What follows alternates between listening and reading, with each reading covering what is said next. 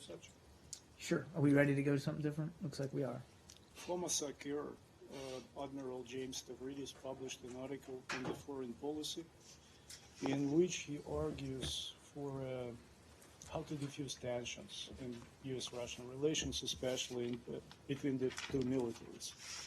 And he's arguing for some pretty common sense things, at least they seem common sense to me, like, for instance, bringing together the heads of the U.S. and Russian militaries in a high-level conference to review and re-energize things would be a positive step. The United States must be transparent about military deployments around Russian periphery, things like that. Does this administration support this approach, those kinds of ideas? Well, as I understand it, this op-ed was just produced today. Yesterday. And certainly Admiral Stavridis has a long career and track record of knowledge and understanding and wisdom about European affairs, having, as you said, been the SACEUR Supreme Allied Commander in Europe. So we have great respect for his service to the country and for his experience in European affairs.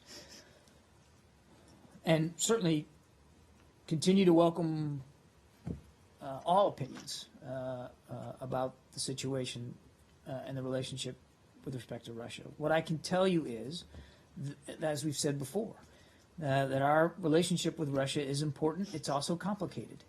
There are issues where we share common goals and objectives and interests, and on those issues we continue to work with the Russian government. And we talked, I'm not going to give you the litany, but obviously they're a member of the ISSG. They co-chair the Cessation of Hostilities Task Force with us in Syria. There's a lot of overlapping interests in Syria. Doesn't mean we agree about everything with respect to the political process and the future of Syria. I wouldn't say that. But they have certainly been a leader in that process, and their cooperation, their input has been important. Would you agree? Their cooperation has been important.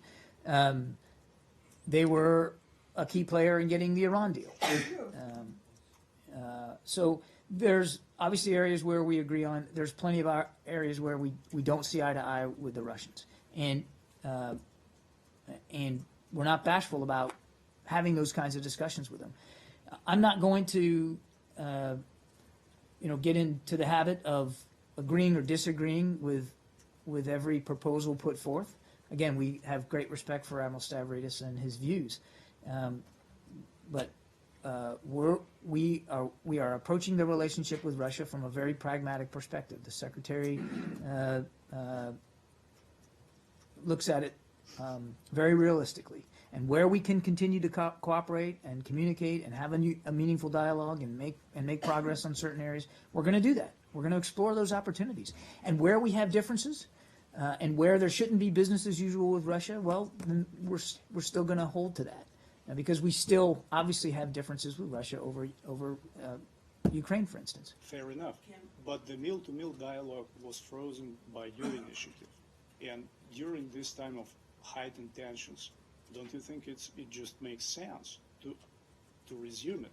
Well, or not? So, first of all, this is a question better put to the Defense Department. They make decisions about military-to-military relationships, not the State Department.